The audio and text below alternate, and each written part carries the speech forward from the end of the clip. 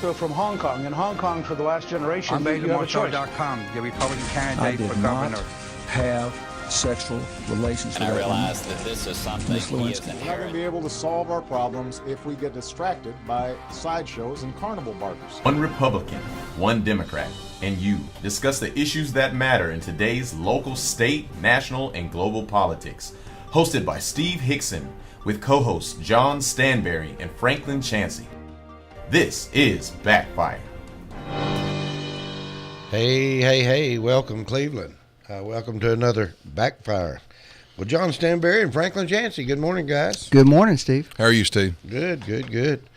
Welcome to another big week. A lot of things have happened this week again, but I guess we can really get this over with quick. The SPCA's back into it again with the commission. They've had another voting session.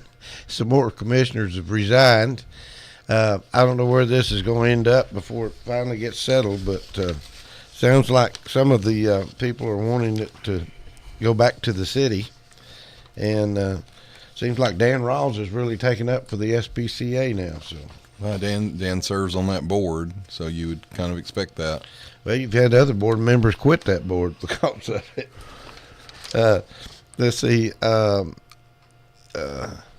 Mark Howell requested to be taken off the SPCA board. He said, "I think renegotiating with the city is the only answer." We've talked about that, haven't we, Franklin? Many times.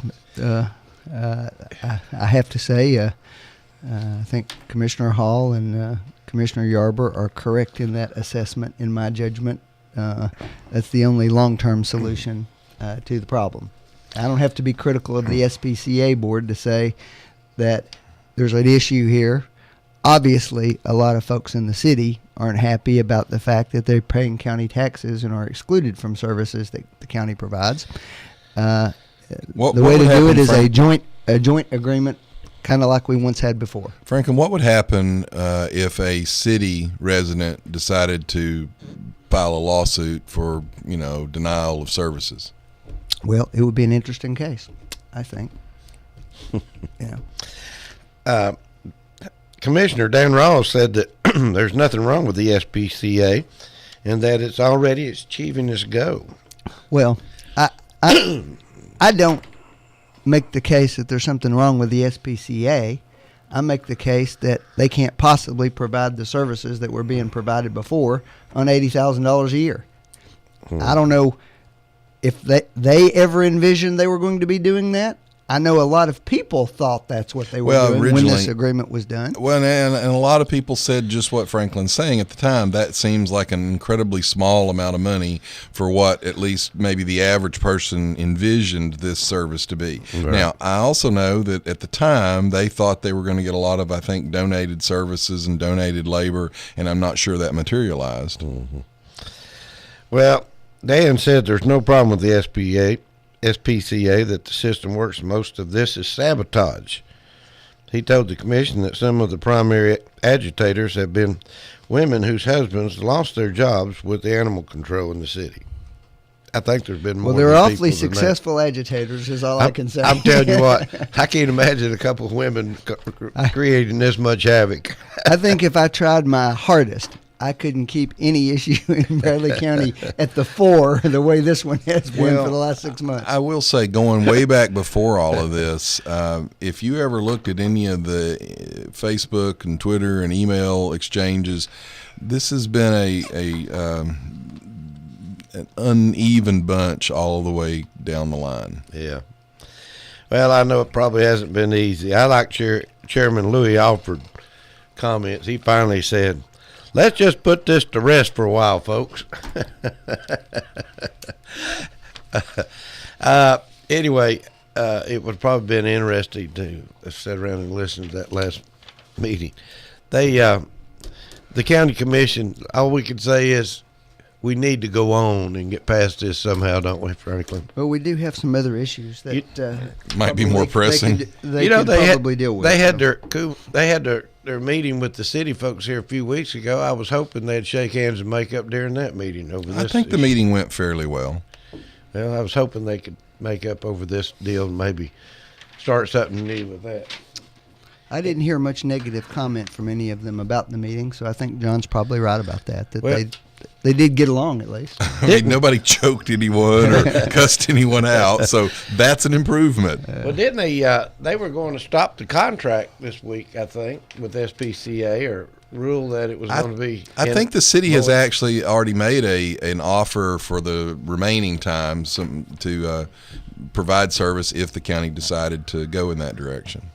And I'm not a formal offer, but I think there have been talks made that they certainly would try to cooperate. Yeah, I'm not sure what it means. I mean, has the SPCA been paid the $80,000 part of their contract already? I don't know. I don't know if that was paid out So if you over say time. they're done, what does that mean? That they're Well, the time's not up. the time's not up, but so I don't know. That's a good question. Waterville Golf Course. Any news there? They selling, leasing? I don't know the answer. Have to that no one. idea. No idea. I've heard that they can't sell it because that's Cleveland's water source down there. One of their water sources. Well, I can't imagine that anything couldn't be worked out if you wanted to work it out. I agree. Seems reasonable. That seems reasonable. Anyway, it's losing $30,000 a month, John. A month. Is that right? What I heard, or was it a year? I'm not arguing. I'm shocked. I don't know. I'm not arguing. That's a big number, so I didn't. Well, I better reinvestigate that. Well, it doesn't matter if It could be a if it's month. losing $1 a month. It shouldn't. Well, it's losing $30,000, and I think it's a month. I'm going to verify that over a year's time. But Well, there's no reason why taxpayer dollars should be spent on a leisure activity like that. Certainly, if it doesn't pay for itself. well, now then, with that being said, what about Tinsley Park or any other park? Make a really good, I think, argument that Tinsley Park returns an enormous economic benefit into the community Because of all they have the- a lot of people come here to play in those tournaments and so forth, and there's nothing illegitimate about a recreational area for a community. But I doubt Tinsley Park loses $30,000 a month. I mean, what do they have? They have to mow it, Right. You know, so. But here's the other thing. This is what kills me. If you're the government and you don't have to go to the bank and borrow money to, let's say, buy the land. I mean, if a private enterprise can make a golf course profitable, a government that doesn't have to pay a lot of the costs associated with a private business and isn't even charged with turning a profit. All you're charged with is breaking even. When you can't do that, there's something wrong. Something's wrong. Well, you're right, John. And, golf courses like that, they're going to make money in the summer and lose money in the winter. That's Yeah, the but way my it point works. is there are private courses that don't lose money, and they have to pay a bank note on the land they bought. Well, let me say something about that. I used to be in the golf course business myself.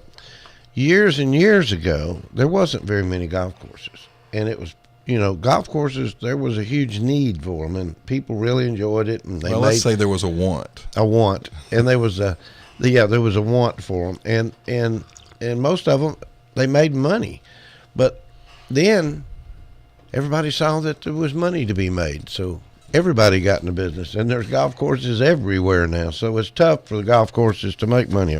One small bit of information, according to the Cleveland Daily Banner, it is losing $30,000 a month. Wow. There you go. Thank Well, you, and that Daniel. was, if you notice, that was the unfamiliar expert voice on the program. So That's our program nobody engineer. argue. That's something. 30,000 a month. Now then, John, how's that change your tone? Well, I said $1 a month is too much, but 30,000 is 30 times too much. That's a big deficit. It is. It's a big deficit. When they cut the road through there and they bought the land down there, we had all that money. We could have sold that place then for the land for development and kept that. Well, here would be my question to any of the county authorities that are in charge of that. That's the city authorities. Well, the city, the elected officials. Which one of you would continue a business that lost $30,000 a month if the money was coming out of your pocket?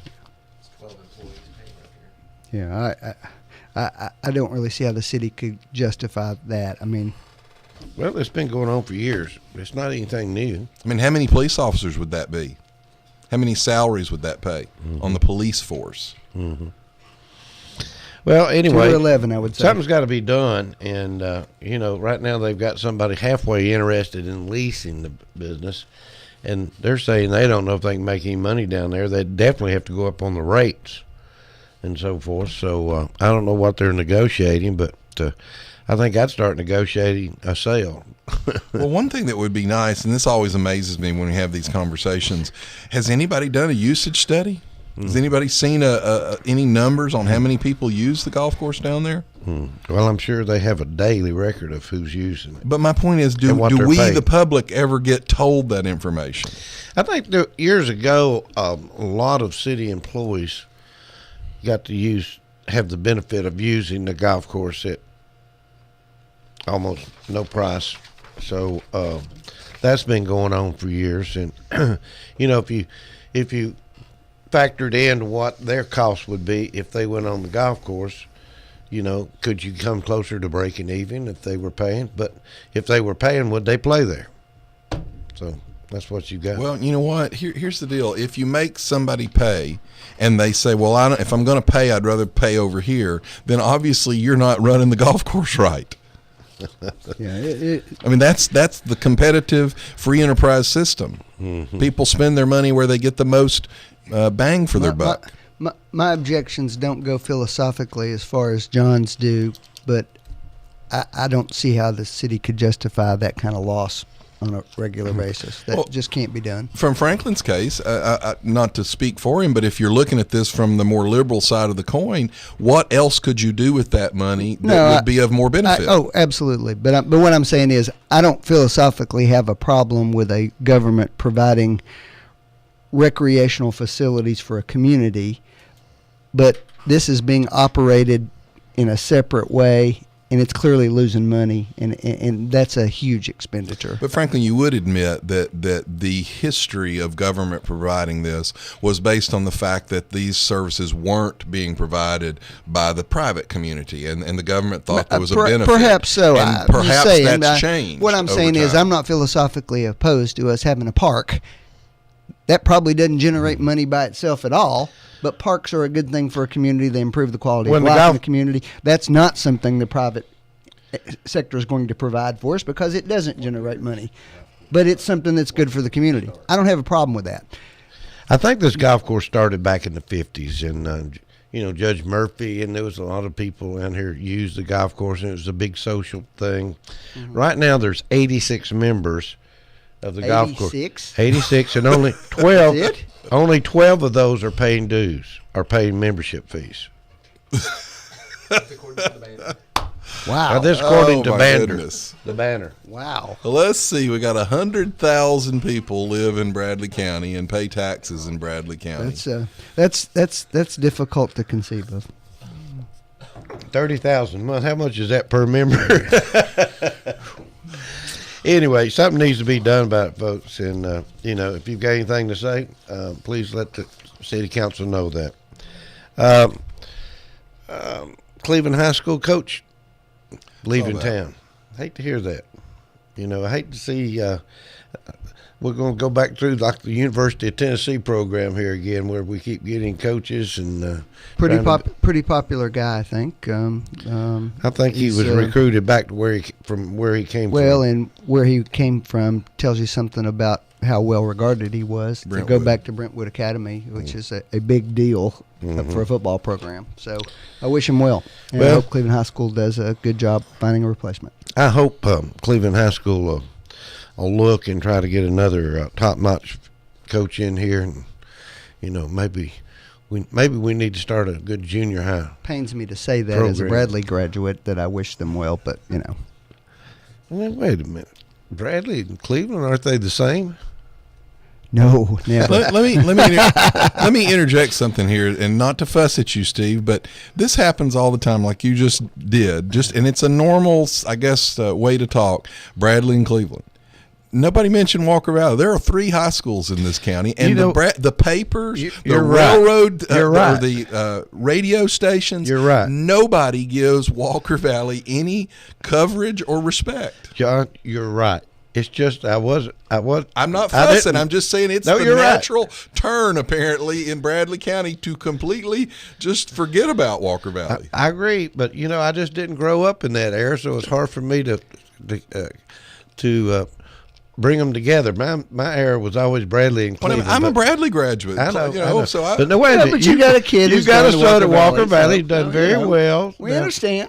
Done very well. He's a good football it would player just be there. nice for one of our football games to be covered by a radio station every now and then, or when our record's actually better than Bradley and Cleveland, to actually be listed in the paper. I wish I'd thought of it, John. We'd got you to go up there from Whoop Radio and cover those games live. Okay.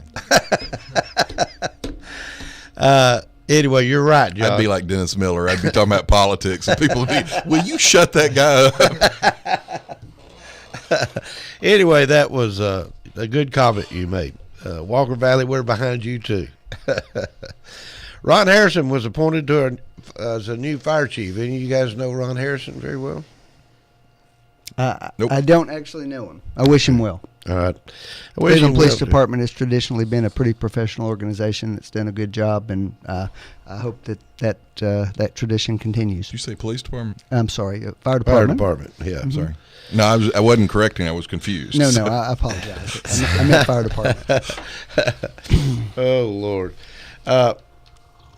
Let's see, where do we want to start on the political standpoint Well, let's here? What talk about the about- 140-something children that was just killed in Pakistan? What's your opinion of this? Well, I hope it is something that is as horrible a tragedy as that is. I hope it's something that spurs a real movement in Pakistan to fight those elements. What elements?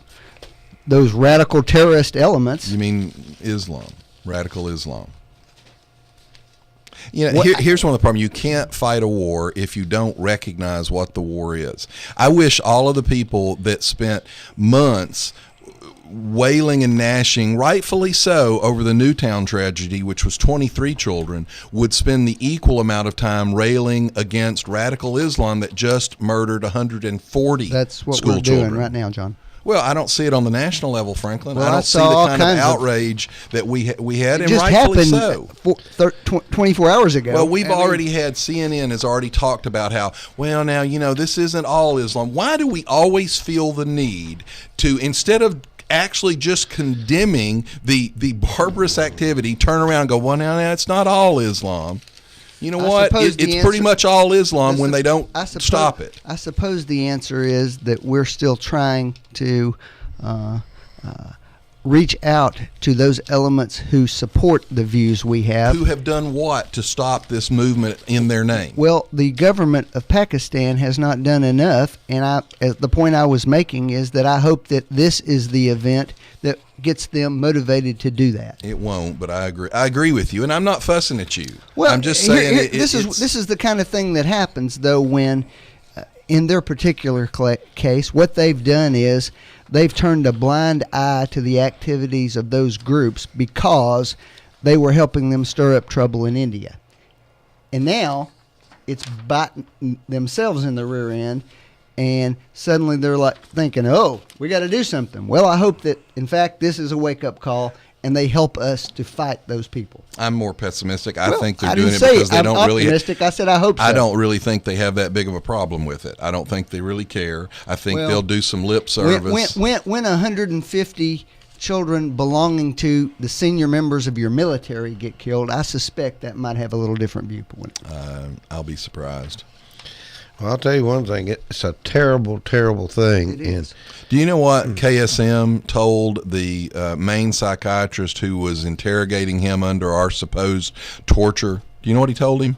What? And this is kind of what I'm getting at with this story. He told him the American people will turn on you, and when they turn on you, we'll be back. In the interrogation, he told him that. And that's one of our problems. We don't have enough sense to take our own side in an argument.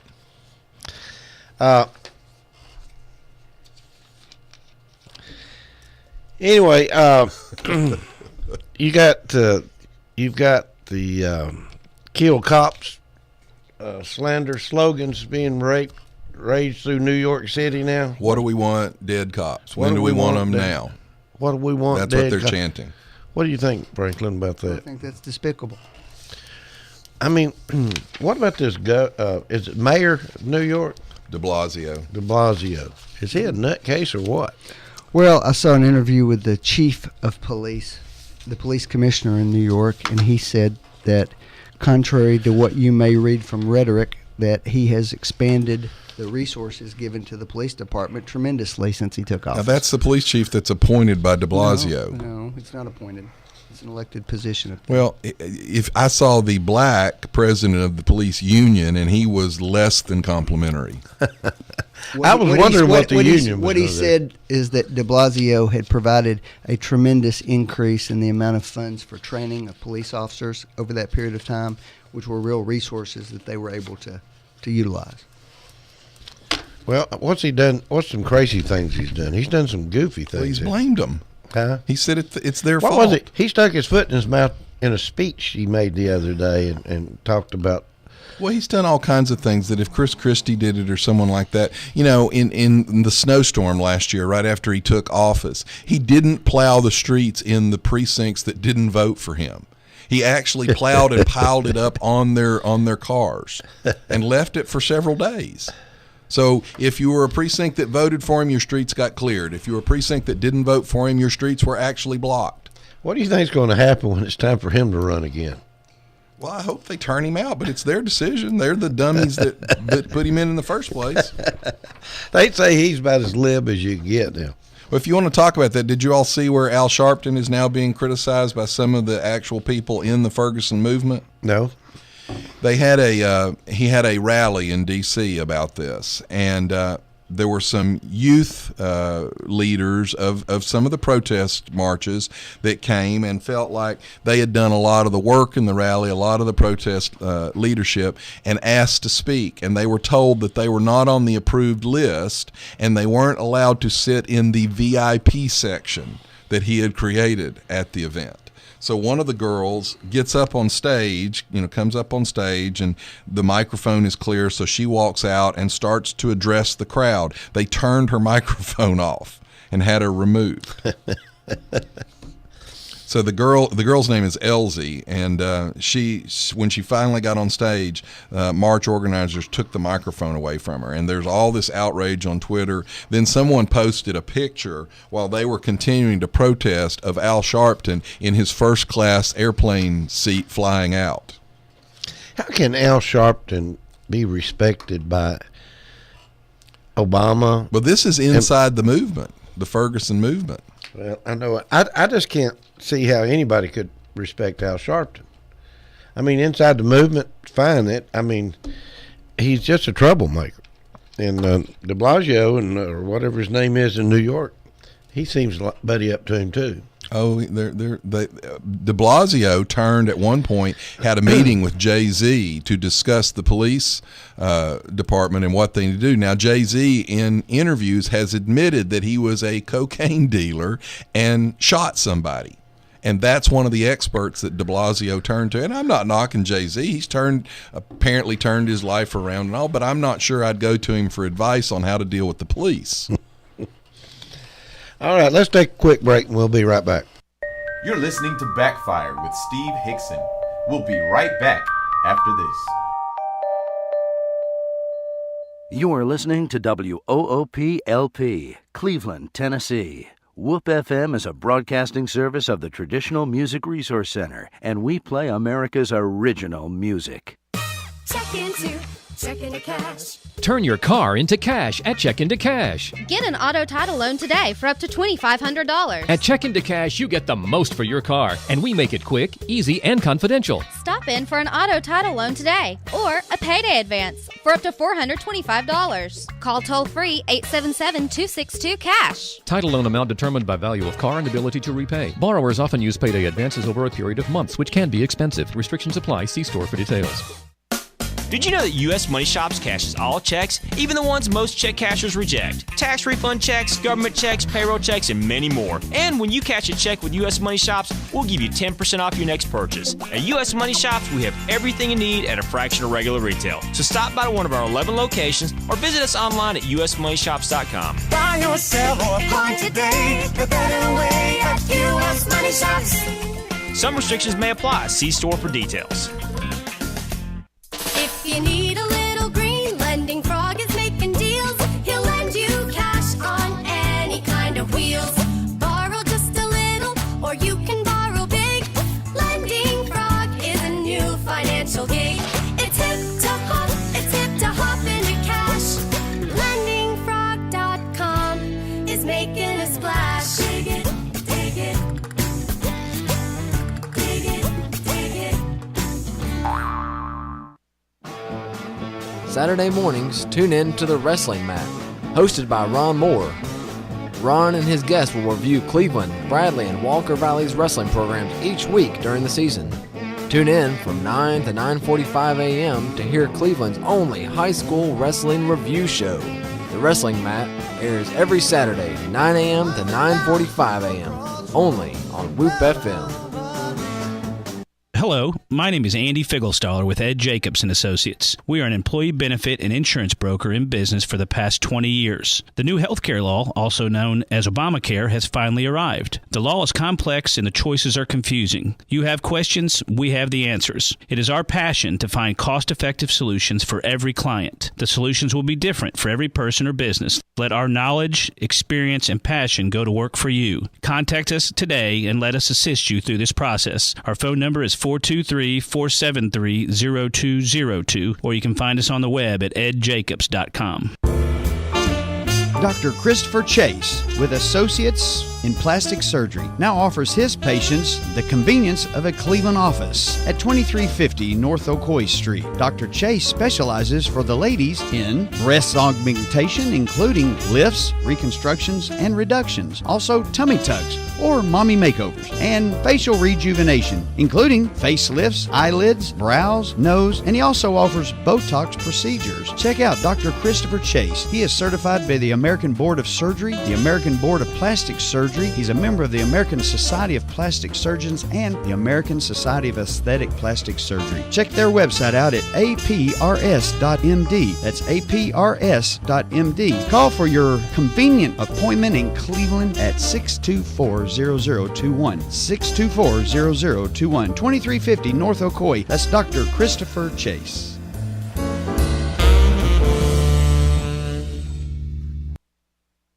If you're looking for a home, apartment, or office space, Jones Properties provides residential and commercial properties in the heart of the Southeast that will fulfill any need. Plus, Jones Properties is one of the fastest growing firms in the area, which offers you more security. When you're ready for a home, apartment, or in need for commercial office space, it makes sense to call Jones Properties first at 472-4000. Plus, you can get additional information by logging on to the website at www.jonesproperties.biz. Jones Properties is also looking to invest in properties. So if you have a property that you need to sell, call the professional team at Jones Properties first. They'll help you find the perfect property for whatever your needs. Call today, 472-4000. And don't forget to keep up with Jones Properties on Facebook. You're listening to Backfire with Steve Hickson on Whoop FM. Call 423-614-5553 to join in on the conversation. Now, back to Backfire. All right, we're live in the studio. Our engineer pulled a trick on us. We were still talking here. Yeah. Anyway, we're trying to get our schedule ready for next week. I think they voted to take off Christmas Eve next week, but we'll work New Year's Eve. Let's let peace and goodwill overwhelm us for a week. For a week, yeah. So next week, we will not be here, folks. We're going to have a little peace and goodwill. Okay. Anyway, let's talk about Governor Haslam's Medicaid expansion program. Franklin, you seem to know a lot about it. You want to explain what's going on? Well, first of all, I'm pleased that the governor has undertaken this. I think it's overdue. Essentially, the cost of the expansion is going to be financed by the federal government for the next 2 years. Wait a minute, not to argue, but it's going to be financed by the American taxpayer. Sure. Okay. And that's money that was available to us the last year and a half, which we didn't take. Money that we borrowed from China. Well, I don't know about that part either, John. But in any event, some 200,000 Tennesseans are going to get health insurance of one form or another in the next year because of this. And that's something that's been supported by the Tennessee Hospital Association. It's been supported by multiple groups around the state. And at least tentatively, several members of the General Assembly on the Republican side have come out and said that they're willing to be open-minded about it and to consider it. They passed a bill giving themselves the right to essentially veto what the governor does, and so we're going to see what position they take. But essentially, people who work but don't have enough money to buy employer-provided health insurance will get a voucher that allows them to go into that market. And then people who are below that level, they can get something that's closer to traditional TennCare, although it has some incentives built into it for things like smoking and so forth. And they get very small co-pays when they go to the doctor or to the hospital or something like that. So the estimates I've seen previously are that the Medicaid expansion will typically in an average year save the lives of between 2,000 and 3,000 Tennesseans a year. I think that's a good thing.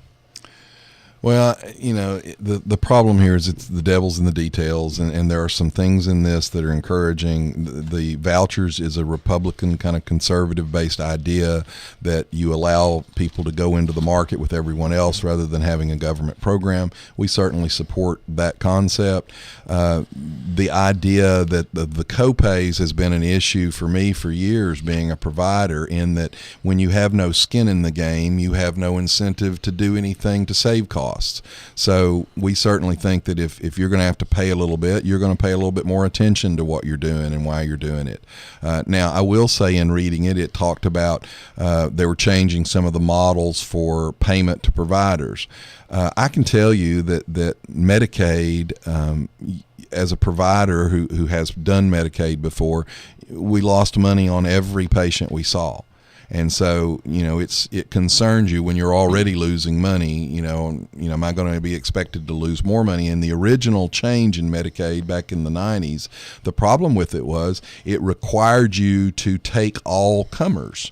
So if you're losing money on a program and you weren't allowed to limit your practice at all, they could theoretically overrun your paying patients. And, Dr. Allen here in town wrote a impassioned letter at the time about how this would put him out of business.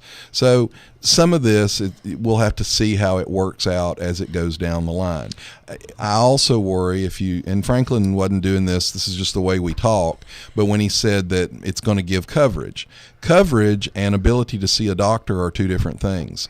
In California just last week, there was a report that over 50% of the doctors listed on their Medicaid rolls were not accepting Medicaid patients anymore. Now, I know that when they did the first changeover in the 90s on Medicaid, for example, they had to turn in a number of doctors to get a waiver from Health and Human Services. Well, first of all, the top tier of this two-part program presumably is people who are going into the market and buying the insurance provided by their employers. You're correct. So presumably, whoever those people were able to see, these people will be able to see also. But those are not Medicaid providers. Those are insurance people that take insurance.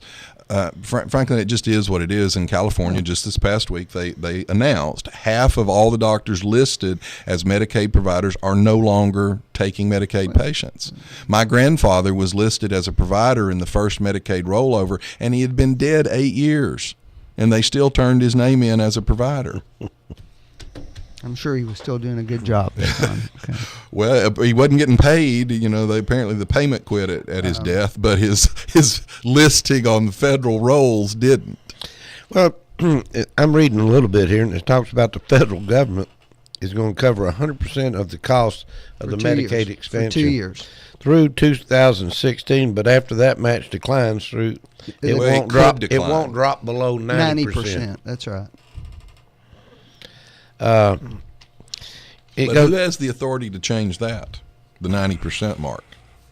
I'm sure. Now, is that the same government that said if you like your doctor, you can keep your doctor? Yeah. If you like your health plan, you can keep your health. Which, by the way, that website just disappeared this week, and the day it disappeared, it still had the heading, if you like your health care plan, you can keep your health care plan. I was able to keep mine. I don't know what you're talking about. Well, you might need to talk to the millions of other people in the country that weren't able to. Wait a minute, you were able to keep your health plan exactly the way you had it?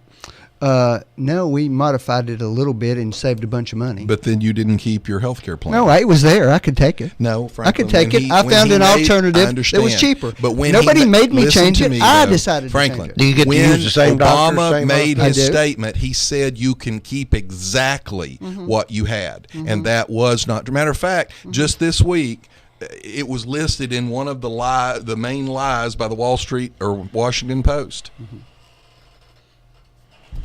Anyway, in the state of Tennessee, the hospitals have been pushing this. They like the idea. And, of course, in the state of Tennessee, we have some of the largest operators in the country. Hospital Corporation of America, Community Health System, and Life Point Hospitals. I noticed the hospitals have been launching campaigns to sign people up, to try to get them signed up on this program. And, sure. They're really having a hard time finding enough people to sign up now. From what I understand, the hospitals want to be paid for their services, and a lot of these hospitals lose money on these kind of services. And Franklin's right. We've argued back and forth about this. There is money that's spent, and somebody's got to pay for it. One of the problems, though, I personally, we talked about President Bush expanding the drug coverage under Medicare. I wasn't for that because the bulk of those people could have paid for their own medicine, and it's just another government entitlement. There's a baseline argument that nobody wants to have. We're $17 trillion in debt. We spend more than we take in. You cannot continue that infinitely. You have to change that. So talking about what a great program this is or that is, or what a great golf course we have down on the south side of town doesn't change the fact that there is limited amount of money to pay for everything. Speaking of money, you think the gas prices coming down is going to help hurt the pipeline? Well, there was some talk about that the pipeline wasn't as viable. Do you think it's going to hurt it because we've just got an abundance of now the price is going down? Anytime you undertake a major capital expenditure like that, there's a model based upon expectations about what the product's going to sell for that goes through that pipeline. And right now, that product's selling for roughly 60% of what it was 6 months ago. But here's the problem with that. So that economically speaking is all we're talking about. So in other words, the president bullied, went against what the American people wanted, delayed for 6 years, and now the ground has changed. Franklin's right. The ground has shifted. Now, having said that, what's the ground going to be in a year from now or 5 years from now or 10 years from now? And if that infrastructure was in place 10 years from now. Why don't we keep driving the price down, Franklin? Why are we going to do anything to stop we the could price actually, there's an argument to be made that this Americans is probably want the our price greatest tool for breaking the back of the terrorist, Yes. would be to increase even greater domestic production and be able to walk away from the Mideast completely. Why wouldn't we want the fuel to go as inexpensively as we can? Now I think it's going to hit less than $2. It is already below $2 in some areas. Yeah. Mm-hmm. There was a listing of like 8 or 10 states. How much was it when Obama took office? $1.89. $1.89. So we're going to get back by the end of this term where we started. There was a new study out this week that finds that all electric cars actually put out 3.6 times more soot and smog deaths than gasoline cars. 3.6 times more. Well, the electric cars aren't working. Well, the point is you have to get the electricity. The bulk of the electricity comes from coal plants. When you factor in where the electricity for the cars comes from, Franklin, it is what it is. No, it's the typical short versus long-term thinking that screws everything up. Well, that study's surely correct, okay? Well, it's from the proceedings of the National Academy of Pursuing Sciences. long-term green strategies that get us off of using so much coal is part of that Franklin, strategy. Here's your problem. You can't do it with solar and wind. It won't do it. Now, you could do it with nuclear, but your crazies, your environmental crazies, won't let us do nuclear either. The only way you're viable with what you're talking about is nuclear. And the environmental crazies are against that too. So, if you came in with that argument and said, hey, we're going to push for nuclear, I'd go, you know what, Franklin, you're right about that. But you won't. You'll go, oh, we need electrical, but we don't want nuclear. You left out gas-fired plants completely, well, which actually, a lot of the coal companies have moved to. You're right. But if it wasn't for the state, if it wasn't for the state cleaner, and private land increasing natural gas production, Obama wouldn't have us doing that either. Because the federal land that has natural gas on it, he has actually decreased the amount of production. Gas production has gone up because of private and state land, not because of federal under his control. Exponentially. But in spite of what he's done, not because of what he's done. It could go up even more if he would open more federal land to it, Franklin. Which would have the effect of driving the price down further and discouraging further. You are amazing, Franklin. The market is what it is, and if Obama had his way, he made the statement, if my plans are enacted, energy costs will necessarily skyrocket. That was his actual goal, Franklin. He said it. Why would we not want the gas to go cheaper and try to put the hurt on some of these other countries that's been holding us up forever? Well, right now, we're not allowing export. If we would turn around and allow some of this oil to be exported and lift some of the export bans, we could be selling to other countries and we could break the Middle East even harder. Why aren't we doing that, Franklin? What we're doing right now is importing all of this oil from other places. Okay. The rules that John are talking about are rules that, in fact, encourage us to use our oil here in America. Franklin, do you know... He wants to open it up and ship more of it over there. Do you know what the Pennsylvania oil shale reserve is? This is exactly the point. This is exactly the point. You have no idea what you're talking about. Wait a minute. We're getting it from them. That's right. We're getting that's it from right. them. So we want to keep doing. The rules he's talking about are that our oil that's pumped here, we're supposed to use here instead of shipping it over there. Let me explain. In other words, a little bit of freaking common sense that everybody understands. We've got this here.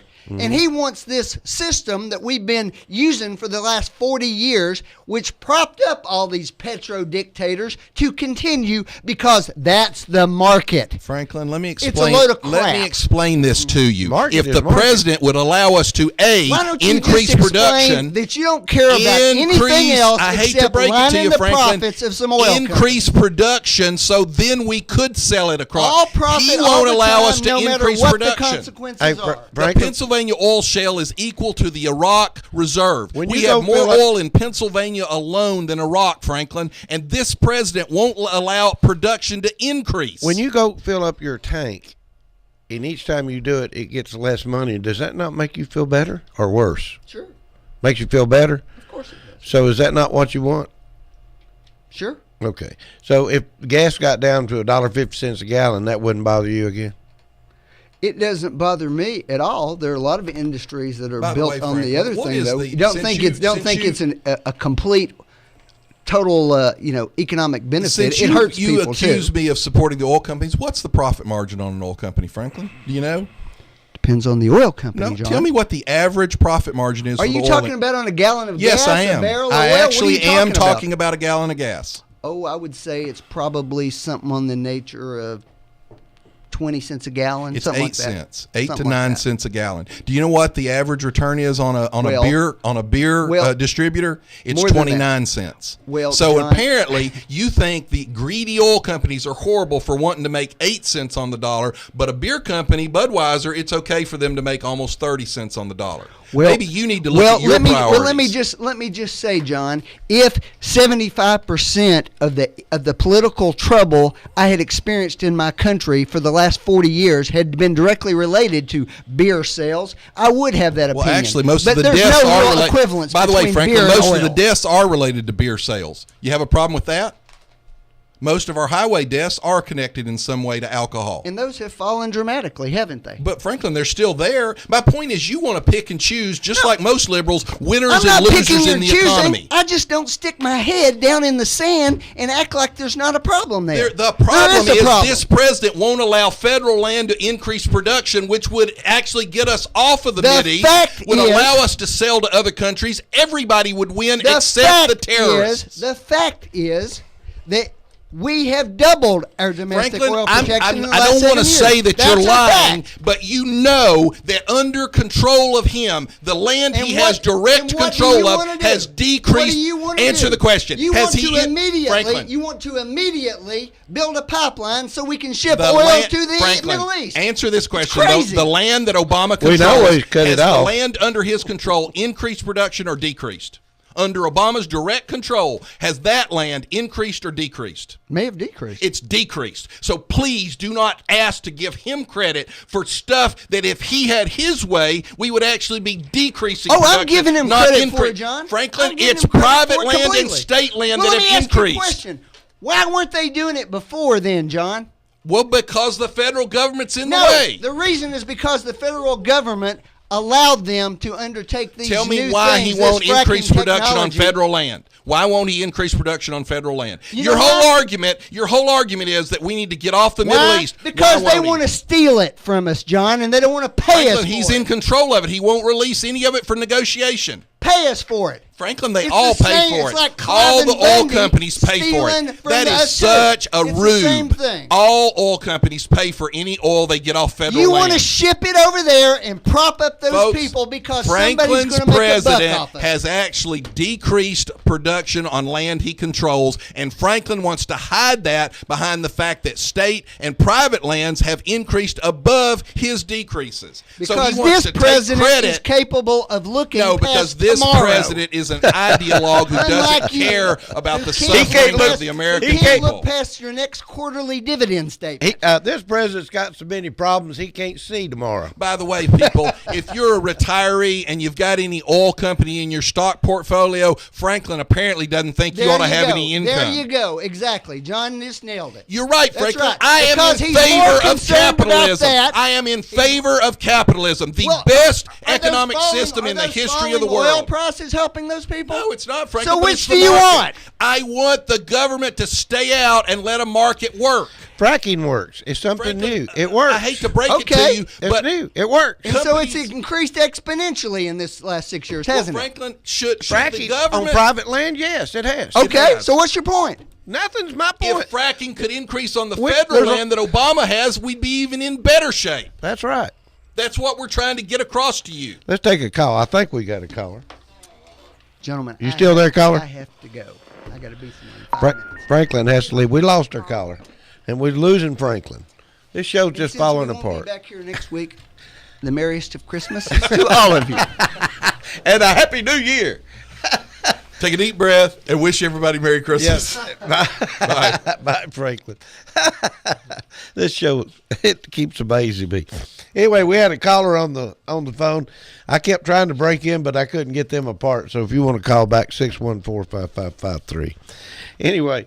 I said that in we were going back and forth. People need to understand the Pennsylvania oil shale alone, Pennsylvania, is equal to the entire Iraqi reserve.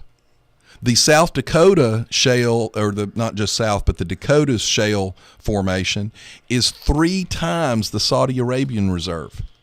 We have tremendous amounts of oil in this country. So why have we been buying it from all these foreign countries? Helping because it's up until this point it hasn't been advantageous to produce. Until fracking came along, they couldn't get a lot of it out. Oil shale is in little layers, and the oil is dispersed all through those layers. So it wasn't a pool that you could drop a well down in and suck it out. Well, now the technology is such that with fracking we can actually bring that oil up. But what we're trying to get across here is the land under Obama's control, he's decreased production on. Now, he turns around and takes credit for the overall increase in production in America. But that's in spite of what he's done, not because of it. Well, we all know Obama will take credit for anything he can, but he creates a lot of havoc in everything he does. Well, one of the arguments is if you open up the federal land and we really maximize production of U.S. oil, we could change these export. I mean, Franklin's right. The reason we put an export ban on was because in the 70s, we didn't want any of our oil going over there and then having to buy more from them. The point is we could increase total production if we increased production on federal land. We could lift that ban, and not only could we provide all of our oil, we could actually put the Mideast out of business, which would put the money for the terrorists off the table. And that way they wouldn't have money for their guns and all the things that they do over there, right? But here's the problem. When Franklin starts railing about the company, why are liberals against companies making money? People work for those oil companies. People have their retirement invested in those oil companies. And I'm not knocking the beer. Don't get me wrong. I'm not knocking the beer distributors. I love the beer distributors. Mm-hmm. But my point is, if you start down that road of going, oh, well, this company makes too much or this industry makes too much, how do you justify another industry making any more? Who decides what's enough or not enough? You know, should the government have kept the horse and buggy industry going when automobiles came along? Things changed. Companies make a lot of money, and then sometimes the bottom falls out and they go out of business. John, something that you realize, it seems like most of these libs don't realize, but a free market creates new opportunities. Well, and there are ups and downs. You can't look at it at a fixed point in time and go, oh, look, this is losing, so that's bad. It may be losing now, but 6 months from now, something will have replaced it, and something will have employed more people. I think what we ought to do is they say this fracking takes the space of an area about as big as the shopping center here to set up and do the fracking and everything. I think we ought to just go down to Waterville Golf Course and let's see if we can do a little fracking down. Well, now I will say that they're in the 80s, the oil companies came through this area and they felt like there was actually a pretty decent amount of natural gas in the area. I'm not sure there's a lot of oil, but they were buying leases all through the 80s in this area. Well, it's time to do it again, right? John, we're going to wind it up here. Anything you want to say before we take our 2-week Christmas break? Yeah, I just want to, you all remember we had a pretty good argument a while back over the Christian bakeries that the courts and the states have forced to provide cakes for gay marriages, even though the Christian bakeries say that's against their beliefs. Well, there's a young man, you can look the videos up online, and he called 13 gay bakeries or gay-friendly bakeries. And he said that they were having a celebration of traditional marriage and asked if they would bake a cake for him that said gay marriage is wrong. Not only did he get turned down by all 13 of them, he got cussed out. And if you look this up, it's got some pretty rough language in it. Sure. And he tried to make the case. They said, well, we don't agree with your position. And he said, but those Christian bakeries didn't agree either, and you all, the gay movement, said that they should be forced to do this. Why are you not required to make the cake I want? And they said, well, that was just ridiculous. So y'all might look that up. It was an interesting exchange. Anything else? Stacey Dash was the most, how did they put it?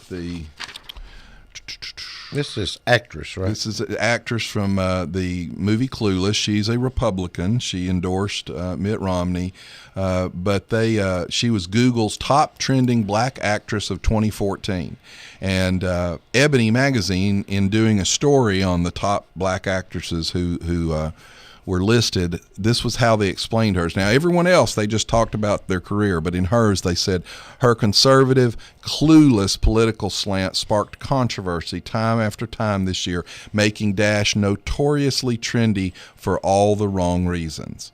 So apparently you can't, the only thing worse than a conservative woman is a conservative black woman. Now, Ebony's the same magazine that criticized a statement by a Republican National Committee staffer and told him that he should keep his opinion to himself because white people don't understand how black people feel, and then found out that the staffer was in fact a young black man and refused to apologize to him over it.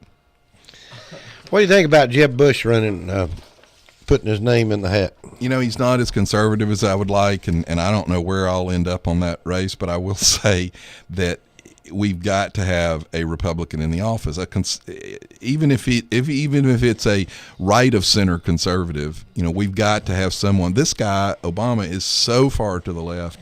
anything would be an improvement. And you have to win. I want to win.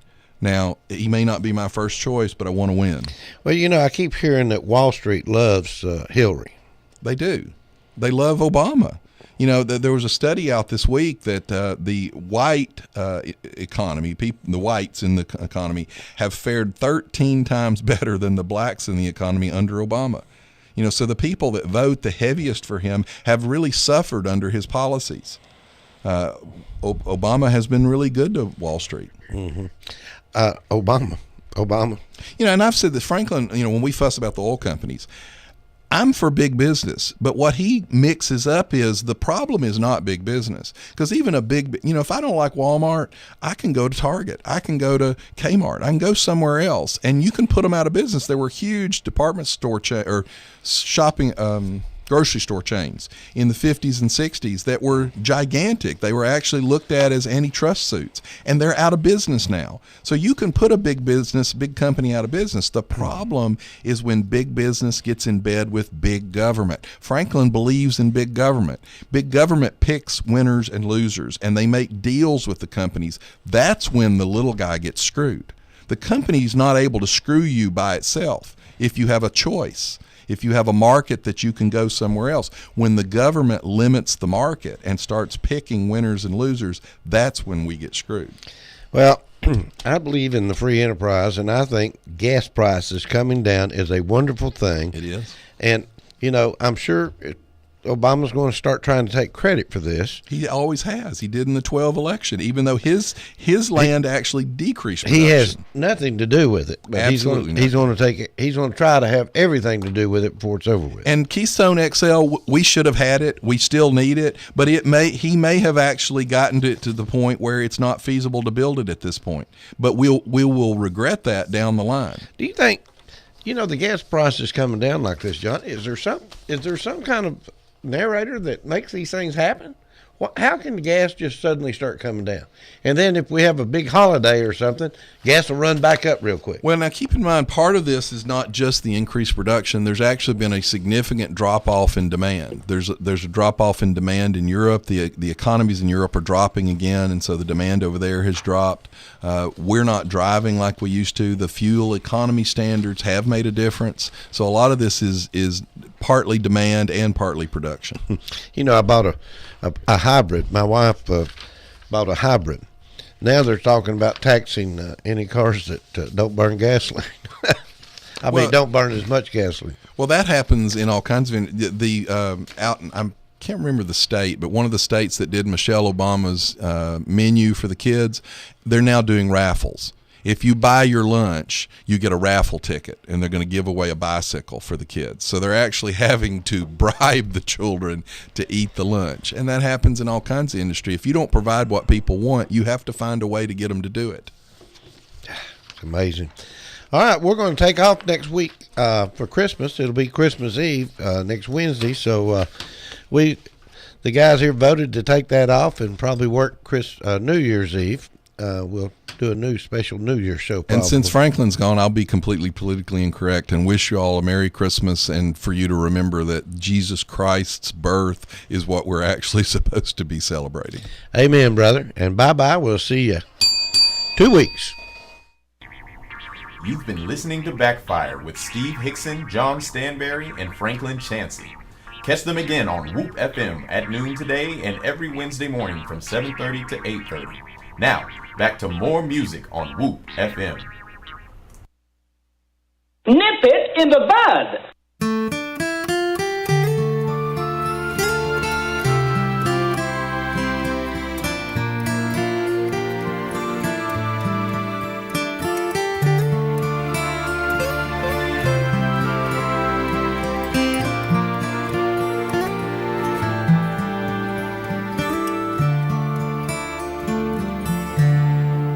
Mary, did you know that your baby boy would one day walk on water?